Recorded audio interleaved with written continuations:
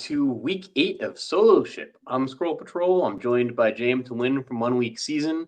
JM, last week it looked like Lamar Jackson broke the slate in the early games, and then Patrick Mahomes and the Chiefs just came back in the afternoon game. So, we'll show you something. How was your week 7? Probably not as good as your week 7. I don't know. How was your week 7?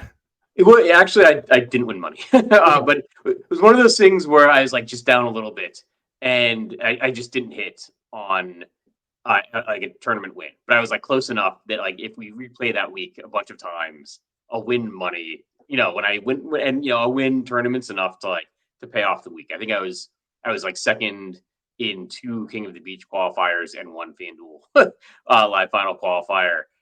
But when you're second place in those things, it always sticks out.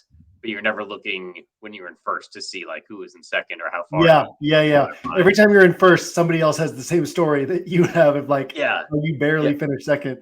I felt similar in that if we could have played out the slate 100 times, I probably would have come out ahead. I had 30% of my money tied up in Deshaun Watson. So negative 0.8 points set me behind, but it just takes one roster, right? And I had highest owned running back was Jerome Ford. Second highest owned was Deontay Foreman. About 20% of my rosters were Mahomes and Lamar. So, I had the pieces. I actually finished way down last week, but didn't feel bad about the week. Didn't miss any pieces. I just didn't come together. Yeah. So on to this week. We actually have more games. We have 13 games. That kind of reduces ownership everywhere. The first thing that stuck out to me was we've got 6 teams with an implied point total over 24 in descending order. It's Miami, Dallas, Kansas City, Baltimore, the Eagles, and the 49ers. And each one of those teams plays a team with a point total below 20. So kind of similar games and situations across the board. A bunch of those quarterbacks are guys that I'm interested in, maybe for different reasons. A bunch of them are rushing quarterbacks, and I'm having a difficult time like kind of parsing through each of them and deciding who I like more.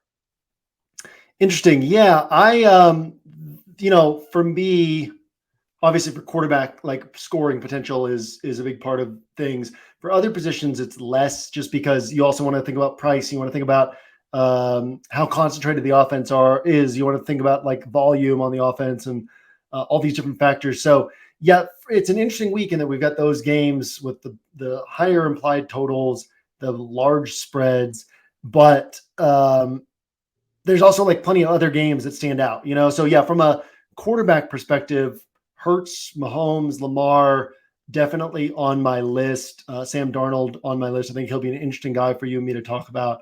But also Sam Howell in that game against Hurts. Desmond Ridder, who once again nobody's going to play. Mac Jones, even Derek Carr. Like there's some different places you can go at quarterback this week as well. So I'd be curious your thoughts on Dak Prescott, who's getting steamed up in terms of projections, ownership projections. Not a guy I'm on myself, but then I'm like, do I need to get a little bit of Dak Prescott? It's like he's on a team that doesn't like to throw the ball. So what? We're betting on the Rams keeping this game close, but nobody's wanting to play Rams pieces. What's your take there? It's interesting. So it was 2 weeks ago. I do like 11 a.m. show with Blender, and he mentioned Desmond Ridder. I'm like, oh, I'm totally off him. And then like you mentioned Desmond Ridder, and then Desmond Ridder was in the Millie Maker winning line. This week, I put Dak Prescott and CeeDee Lamb down as the stack I'm going to be most underweight on the expert survey. Do the 11 a.m. show with Blender. He's like, what do you think about Dak Prescott? And then you mentioned him again. He was somebody I wasn't high on, but I could see it. I know like you don't like factor in ownership that much. Like for my large field play, I'd be interested in Dak if he's low owned. If he's high owned, I probably don't want to be there. But it's really hard to figure out what the field will think of him and like how many people are going to put him into their rosters. It's of the high point total teams. I was thinking it would be the one that I'm maybe least interested in. I think like Tony Pollard is going to get a lot of ownership, but I can see that, and I think especially on FanDuel, like Pollard is way too cheap. And that's like probably how I would play that game.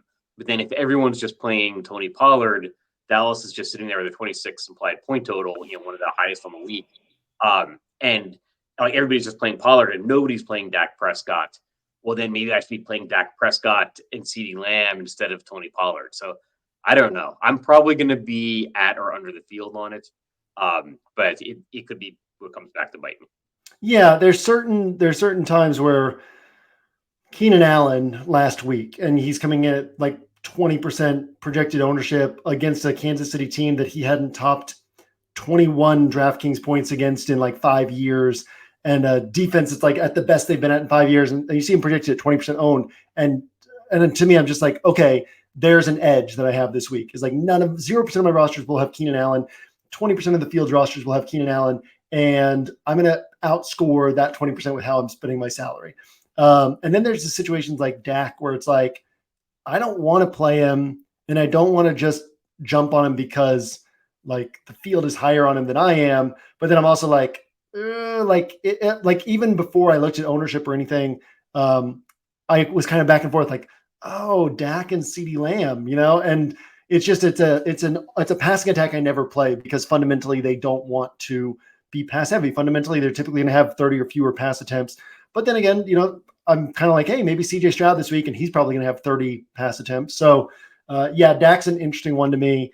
And probably it's one of those situations where I'll probably add some ownership on my end because he's grabbing ownership, right? So I'll still be underweight the field, but like I'll go from 0% Dak to like 6% Dak because maybe I'm just wrong on that. Like Keenan Allen last week was like, cool, everybody's wrong on this more often than not. And so I'll just take that edge. Dak, it's like, hey, maybe I'm wrong on this, or maybe the field is going to be right more often than I'm giving it credit for. So yeah, that's an interesting one to me this week. I know exactly how I'm going to handle it. I'm going to be at, or I'm going to try to be at the field in multi-entry on Dak Prescott stacks, and I'm probably not going to play him in single entry. Like he's not somebody I want to be sitting there with one of my high dollar qualifiers, like sweating, like can Dak Prescott break the slate? But he's somebody that if he does break the slate, I want to be able to follow, a few teams in the Millie Maker or the Slant or whatever. Like in my 150 entry build, I'll have some Dak Prescott. I'm probably not going to play him in single entry. And I'm just not going to worry about ownership. Like he could be like 8-10% owned this week. He could be like 2-3% owned. I don't know. I'll play him at like 5% of my multi-entry rosters, and that's probably it. I think the guys, like if I'm spending up, I think the guys that I'm more interested in are Lamar and Jalen Hurts. They're in pretty similar situations, at least in my mind, and even like Patrick Mahomes. It's all kind of similar. They'll have like some rushing upside, probably Lamar, then Hurts, and then Mahomes. Much less now. They've got like expensive receivers at least. Well, I guess Kelsey's expensive, and AJ Brown's expensive. Zay Flowers not as expensive, but you're almost like paying in probably pretty high ownership. And they're all playing in games that could be blowouts, could be close. Could be the highest scoring team game of the slate, or not, or it could be a blowout. We're just looking at these Gus Edwards touchdowns, shaking our heads with our Lamar Jackson rosters. Yeah. Did you know that Gus Edwards, his best DraftKings score of his career is 22.5? He's like such a frustrating player because he can't, he's not useful in DFS himself, but he just takes away points from guys who would be useful for us. All three of those quarterbacks kind of in a similar setup. I think that Hurts is the most attractive to me because of how aggressive that, of these three defenses, Kansas City, Philadelphia, and Baltimore, all three teams have good defenses, but Philadelphia is the least good of the bunch this year. And you cannot run against Philadelphia. And then, the Philadelphians, what their opponent pass play rate is this year? 70.2%. So basically, like the average quarterback against Philadelphia throws more than the highest throwing quarterback in the NFL. You can't run against them. And then Washington's already third in the NFL in pass rate over expectation. So that creates that opportunity for Washington to keep it close and Hurts to have to keep throwing deeper into the game. That's likelier that, like, if Kansas City, Denver is close, it's probably not because Denver's putting up a bunch of points. It's probably because Kansas City's not. If Baltimore, Arizona is close, maybe Kyler comes back and looks really good in his first game, but that seems low likelihood that he would be able to just like keep Arizona in this. So it's probably because Baltimore is underwhelming as opposed to Arizona's keeping it close. Whereas Washington could keep it close. So Hurts kind of stands out to me the most out of that bunch, but I like all three for sure. All right, and then we should probably talk about Miami because they're a team with a high implied point total. And I think everybody wants to play Tyreek Hill. Nobody wants to play Tua. We just got word, I think, right before the show, like it looks like Raheem Mostert's gonna play. I like my Dolphins. I'm actually wondering even if it could be a Jeff Wilson week. Like, can I sneak him in on a roster? People were thinking about it a few weeks ago when he came back. I think it was just 2 weeks ago, and he's like near minimum price, and then he ended up not coming back. This week I'm thinking about it. He's like, I think, more off people's radars, but he's presumably a couple more weeks removed from injury. Any interest in the Dolphins? Like, do you think you'll get there? I probably won't, and I'll be fine with I'll be fine not having Tyreek Hill. I expect to have 0% Tyreek Hill. I'll say why here in just a moment, but if he hits for 30, it's not going to kill me. And what kills me is if he goes for like 38 or 40 points, or if he goes for 30 and like nobody else on the slate does, but that seems pretty low likelihood. So this year, this is the list of like marquee players the Patriots have faced. Jalen Hurts, Tua Tagovailoa, Josh Allen, DeAndre Swift, Breece Hall, Tony Pollard, Alvin Kamara, Josh Jacobs, A.J. Brown, Tyreek Hill, CeeDee Lamb, Chris Olave, Devontae Adams, and Stephon Diggs. Every single one of them has disappointed. So to me, just, even though the Patriots can give up points and their DVOA ratings are low and all that, it's like they're not going to typically let just tons of volume concentrate on one player. So the fact that Hill can score from anywhere on the field makes him a player that, like, I can look at that data point, and I'm also not going to try to talk anyone off of Tyreek Hill. If somebody's like, I'm playing 40% Tyreek Hill, I'll be like, cool, like that could end up being sharp. But like in a sense of he could score 30, I just have a hard time seeing him burying me for not having him. And so I'm going to try to chase players who I think could bury the field for the field not having them. Yeah, I think I had said earlier in the year when I made my Dolphin statement, I think they're a transformative offense. I said, I think I want to be over the field on them every single week. And then I started thinking, well, they're going to have games against like the Bills, the Jets, the Patriots. Like those aren't the worst defenses. So maybe I don't want to be over the field like in these like divisional games, but I could see it going either way. That's like they're the team I would be most afraid of being underweight on. So I might just not take on that fear. I may, and I would be surprised if I'm not using a good amount of Tyreek Hill. Like especially in Miami, like they're going to have a better bet of Patriots have struggled in Miami for all of Belichick's tenure. So definitely going to have a better bet of putting up that big game in Miami for sure. So one last game that we didn't touch on, and we say we would get to it, like the Cincinnati-San Francisco game. I actually kind of added that on to my list of the initial teams on purpose because I think it's a game we have to talk about. Looks like Sam Darnold is going to be the quarterback. I think there's still some uncertainty there, but I think nobody's gotten out of the concussion protocol within 1 week. So it's probably going to be Darnold. And I'm more interested in Cincinnati than I usually am.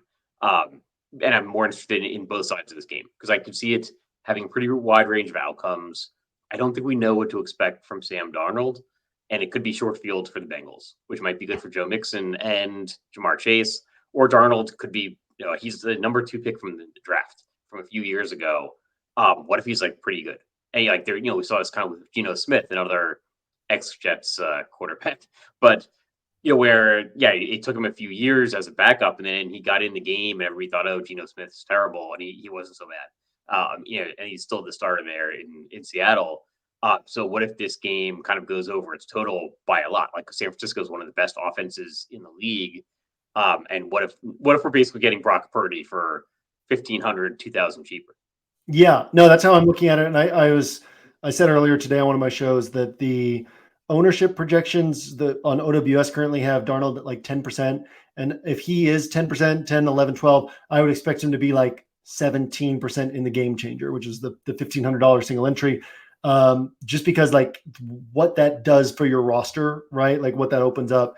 And just that standpoint of like, if you play Darnold and an 8K wide receiver versus one of these 8K quarterbacks and a 4K wide receiver, you probably come out ahead, right? Because Darnold, like the 4K wide receiver, you're typically pretty stoked if they get 16 points. You're like, oh, nice. Rashid Shaheed, Curtis Samuel got me 16 points, 18 points, whatever.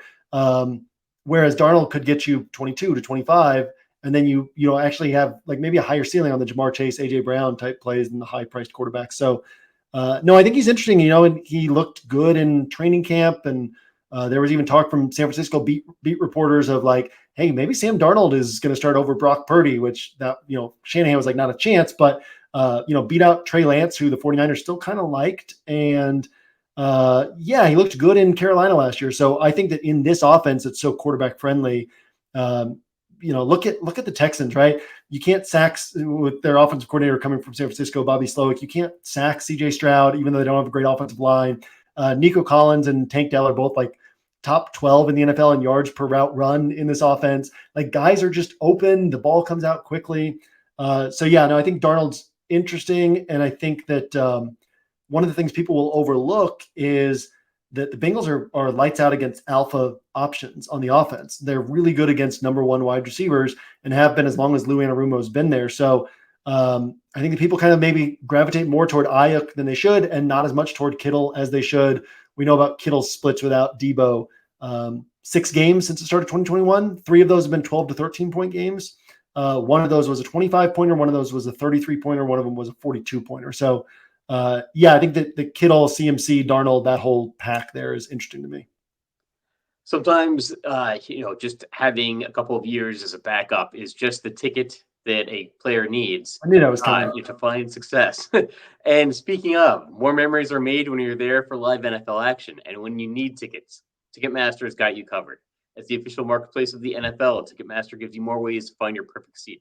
Their interactive seat map gives you 360-degree previews of your section to make sure you have the best view of those pivotal plays. And if your plans change, Ticketmaster gives you more flexibility to sell or transfer your tickets. Plus, mobile tickets make getting in on game day a breeze, and you can even customize your Ticketmaster app to rep your team's colors. Find tickets today at Ticketmaster.com/NFL. So we kind of touched on all the higher implied point total teams. There are some teams with lower implied point totals that are in like lower total games, but the spread is a little bit closer. Which of those games, I guess, anything in particular from lower point total games that's like sticking out to you? Yeah, I mean, Derek Carr has 20 plus DraftKings points in back-to-back games with only 1 touchdown thrown in both of those. And he's capable of having a 3 touchdown game, right? So all of a sudden, one of those becomes a 28, 29 pointer. Desmond Ridder plus Drake London would have kept you on a 200-point pace 3 of the last 6 weeks. They're playing this Tennessee team that, tilts opponents toward the air and typically isn't good at stopping opponents through the air. And then even Mac Jones, there's just a lot that lines up. Patriots are actually 11th in drive success rate on offense, which is really good. It's just these turnovers and these boneheaded mistakes, right? But Dolphins have not been good at generating turnovers. They're 27th in drive success rate. Teams have to pass against them. So Mac Jones, Kendrick Bourne, I think that's another interesting one. And all of those, like, they're not materially more expensive than Sam Darnold. And I see this as a week where the presence of Darnold at 4,300 is going to suck all the ownership away from those guys. And so those guys become even more interesting to me because the ownership goes lower and the ceiling is, just as high as what Darnold could end up putting up. Yeah, I don't know. Like, speaking of more memories are made, I literally can't remember the last time I saw an NFL game with both teams having an implied point total less than 20, which is the situation in Atlanta and Tennessee. Desmond Ridder and Drake London are underpriced, but I almost want to say like if they beat me consistently with an implied point total below 20, I just don't know what to do. So we'll see. I'm not sure if I'm that high on that game, but I can see it. Like from a price considered perspective, I think it might be more of a DraftKings play than a FanDuel play. Like you generally don't need that much price efficiency on FanDuel. No, agreed, 100%. Yeah, and I mean, I primarily play DraftKings, so if I'm throwing something out there, that's where I'm seeing it for sure. Yeah, definitely. And Sam Darnold actually kind of fits into that category too, because I think he's going to be 6,000 on FanDuel. I forget the exact price, but generally the quarterbacks don't go below 6,000, and that's not as much of a savings as like a $4,300, $4,100 quarterback. Yeah, for sure. For sure. I'm interested. You didn't mention CJ Stroud in the narrative game against Carolina. I know Carolina's got a bad defense, tends to be more of a bad rushing defense. So like maybe Dameon Pierce is in play, but there's the narrative that the Panthers skipped over Stroud in the draft, traded up to get Bryce Young instead. And I feel like you've been generally pretty high on the Houston offense this year. Yeah, so my drawback on the Houston offense, we've got this 44 pass attempt game week 1, 47 week 2, in games that Houston lost, in games they were trailing the whole time. Since then, 30, 30, 35, 27, Panthers faced the highest opponent rush play rate in the NFL. So my projections for CJ Stroud is around 30 pass attempts, which puts Nico and Tank Dell in like the 4 to 7 target range. And I just think that like that's going to be more popular than I necessarily want to go toward at that type of volume. At the same time, my first practice build of the week had CJ Stroud on it, so I'm not totally off the spot. I just think that the volume, it's going to be tough for him to like put up a 30 pointer, in a spot where he's probably throwing the ball 27 to 30 times. Really like Dameon Pierce, who nobody's going to be on. And, there's plenty to dig into there, but I like the Texans offense and I would be fine with any pieces of the Texans offense, but volume is kind of the main concern for me with Stroud. Yeah, I was actually going to like write up a blurb on this game, as thinking, Nico Collins is probably the natural pairing partner for CJ Stroud. And I think he is. Tank Dell is a possibility, like nowhere near as cheap as he was to open the season. Nico Collins has the most yards per catch in the NFL this season, like almost 2 yards more than Tyreek Hill. Like, that was a stat I found surprising. But I will probably aim again to like maybe at 5% of that game, but it's a more fun more fun, like 5% than the Dak 5%. Yeah. I think it has possibilities, and I think Dameon Pierce is another call. It's pretty interesting because what if it's not a split backfield? Like, we would have been shocked at the beginning of the year to see Dameon Pierce against a really bad rushing defense, really cheap and not very highly owned. So I'm not sure why more people aren't going there. So that's a call I'm interested in. Hot takes before I forget. Any hot take for the week? Why don't you go first? I'll have to let me cook up one. Sure. So my hot take, it's not scorching hot, but just that I think Brandon Powell outscores Jordan Addison and TJ Hawkinson. I love that. I love that. Brandon Powell, also the punt returner for the Vikings, so you could double up Powell plus Vikings defense. I will go ahead. What did I have there? I don't know. I don't know if I have a hot take this week. I'll say Calvin Ridley's going to outscore Christian Kirk by 10 points on DraftKings this week. So that's actually an interesting one, because I think Jacksonville is being somewhat overlooked. We've had weeks this year where Jacksonville is pretty popular, and this week I think it looked like Zay Jones was coming back, and now it looks like he's not. And right. And I know like the 1 week season write up had some kind of thing about press coverage that I think that like Calvin Ridley generally does pretty well against press coverage, and he doesn't do well against press coverage. But he's probably not going to be facing a lot of it this week. I guess like Pittsburgh plays the least in the league. So it's like I'm not that interested in the Pittsburgh side. Like I think Deontay Johnson's going to see a lot of ownership, and I was just thinking of him as like a good median point projected scorer. Like he's going to get some receptions and yards, probably not find the end zone, and like he won't kill you on a point per dollar basis, but he's not going to win you a tournament either. Kind of like a poor man's Keenan Allen, or poor man's Keenan Allen coming into the year. Yep, 100%. Yeah, but I think Jacksonville could be a team that I'm interested in, because I think they're going to see lower ownership, single-digit ownership, probably more of a multi-field, interest than a single entry interest. Even in single entry, I could see like you wouldn't be shocked if Trevor Lawrence and Calvin Ridley broke the slate. Everybody was rushing to play Calvin Ridley at higher prices earlier in the year. Like he's still the same wide receiver. So I think that's an interesting call. Yeah, well, the Calvin Ridley thing, and I'll have him on some single entry rosters this week for sure. It contrasts perfectly with what you were saying about Deontay Johnson. People like playing Deontay Johnson because when they look through his game logs, they see double-digit points across the board.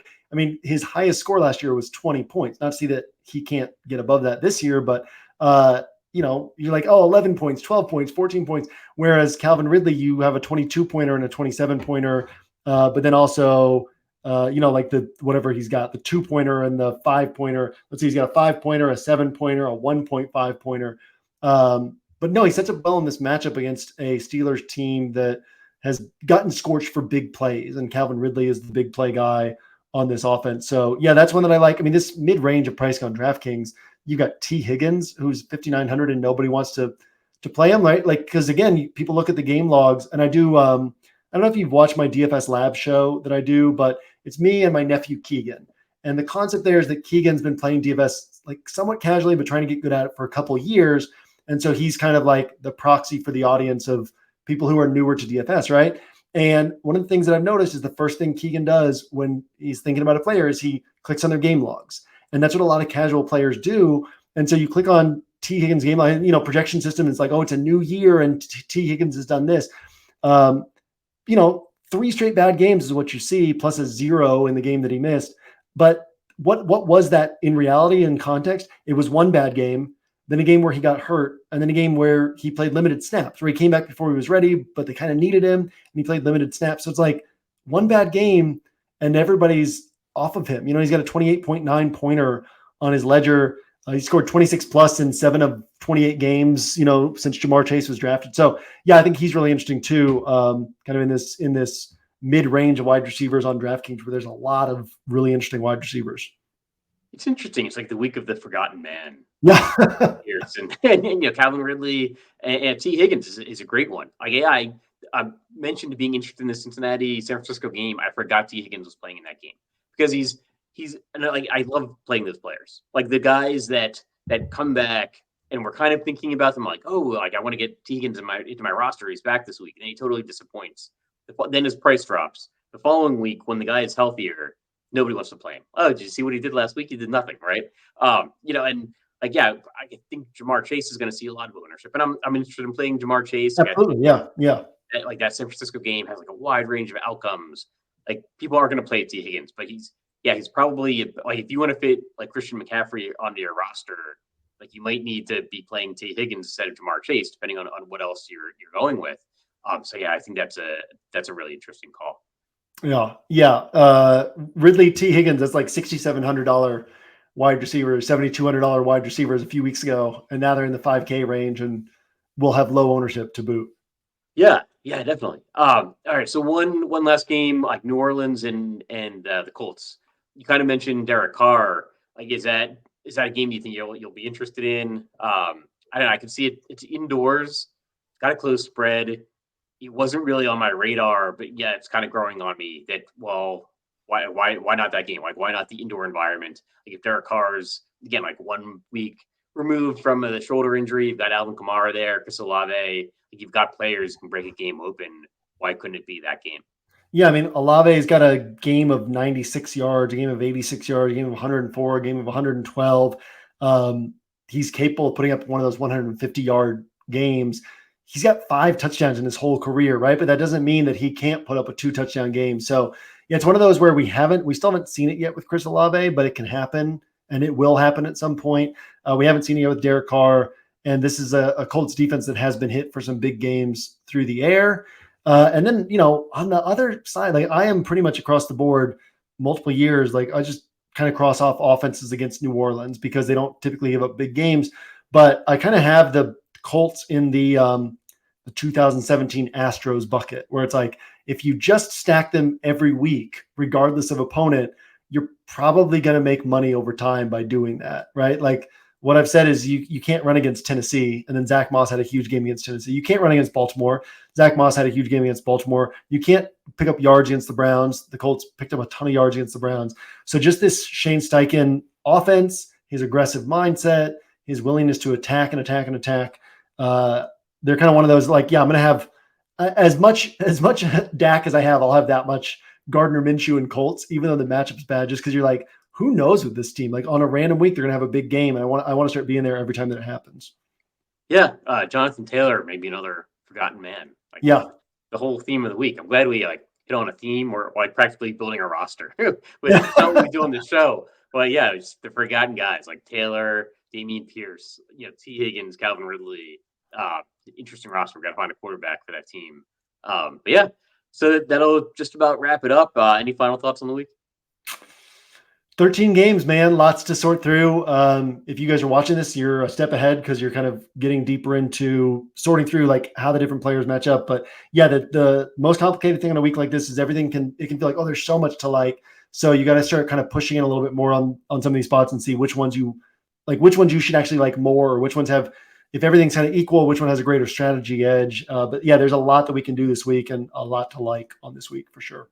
Yeah, I agree. Actually, it was a week that previous weeks I've been struggling to find guys. I got to tag them in lineup HQ. Like this week, it's like, oh, I've got like 6 guys, and now I have 8. All right, now I really need to cut some out, but I don't know who to cut out. And then we just hit on a few more on this show, and I think any of these guys is actually like viable for single entry. And I think it'll be an interesting week. Like if you've got the courage to maybe get away from some of the higher owned quarterbacks, like in single entry. There's nothing wrong with playing Lamar Jackson, Jalen Hurts, like Patrick Mahomes. But there's a lot of viable quarterbacks that I think could be in a game in a game environment that shoots out. So should be an interesting week. Hopefully do well, and we'll catch you guys next week.